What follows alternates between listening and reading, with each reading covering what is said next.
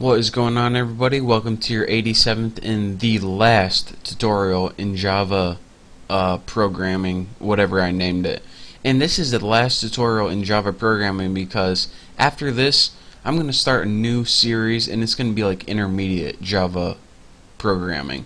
Because, I mean, we can only continue this beginner series for so long. There's so much Java to go over. So this 87th video is the last in this series. But after this, there's going to be like 50 more intermediate videos, hopefully, if I ever find the time. And also, after that, it's going to be more expert. I just can't have like 200 videos in a playlist, or else it'll seem kind of weird. So that's why this is going to be the last video in this series. But trust me, we're not done Java yet. And aside from this, my hardcore Java followers are probably like, alright, what happened to Java game development? I thought we were like halfway through that.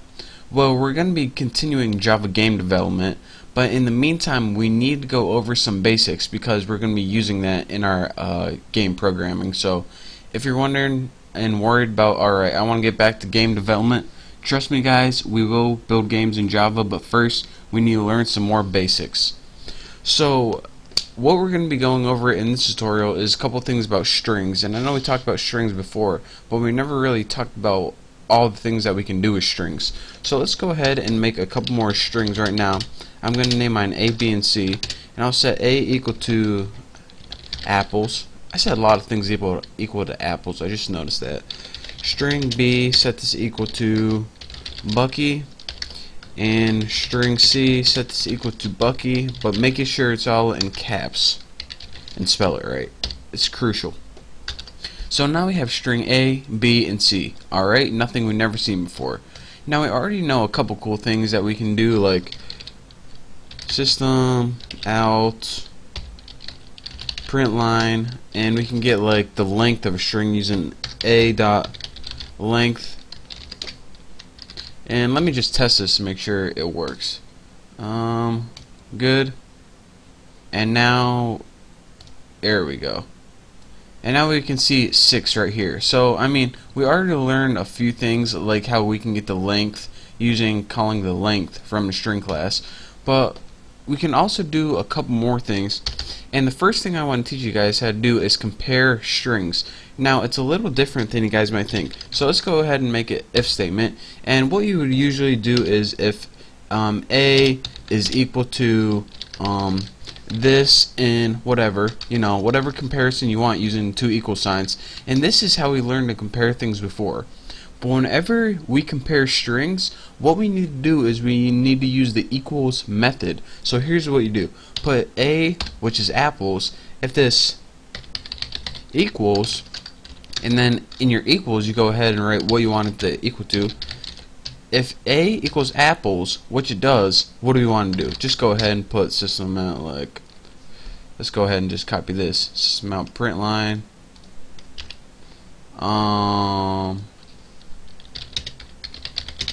It equals apples. Put that in a string. So let's run this and see what we get after we get rid of that. There we go.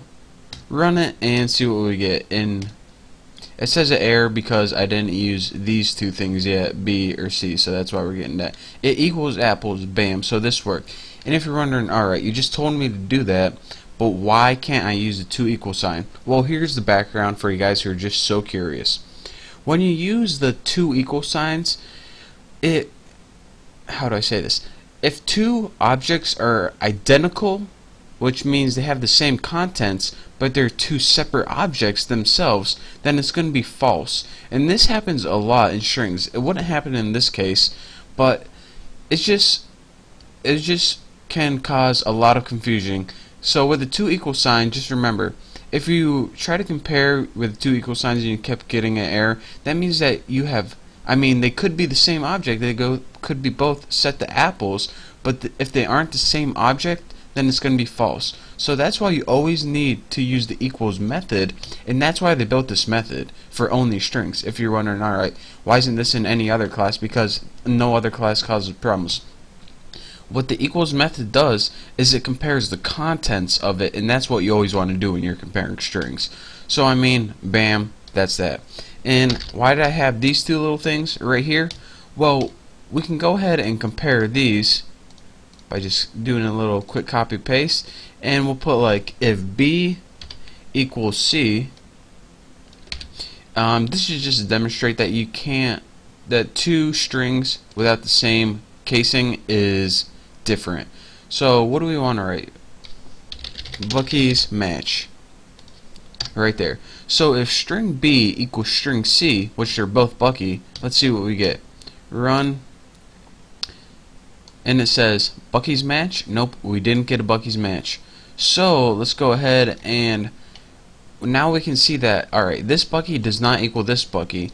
But what if we're writing a computer program and we wanted to like type their name or something, and we don't care about casing? Then how can we compare two strings with kind of forgetting about casing? Well, what we need to do is this: put equals, ignore, case, and now let's see what we get. And now look at this, it says Bucky's match. So again, what I'm trying to demonstrate is anytime you want to compare two strings and you don't want to have to worry about case, then what you do is put b dot equals ignore case, and it's going to compare your two strings just like before, but it's going to take the case of it and pretty much forget about it. Say just the contents of Bucky equals Bucky no matter what the casing, bam, as you can clearly see. So that's that for this tutorial, and again, like I said, when you're moving on from this tutorial, don't look for an 88th video. There's not going to be one. You are now ready to go to intermediate Java programming, and I'm going to be building the first tutorial of that next, and it's going to be a continuation of strings. So with that being said, I just want to thank you guys. You finally made it through. You learned so much Java in this series, and I cannot wait to see you next time. So don't forget to subscribe, and I will see you then.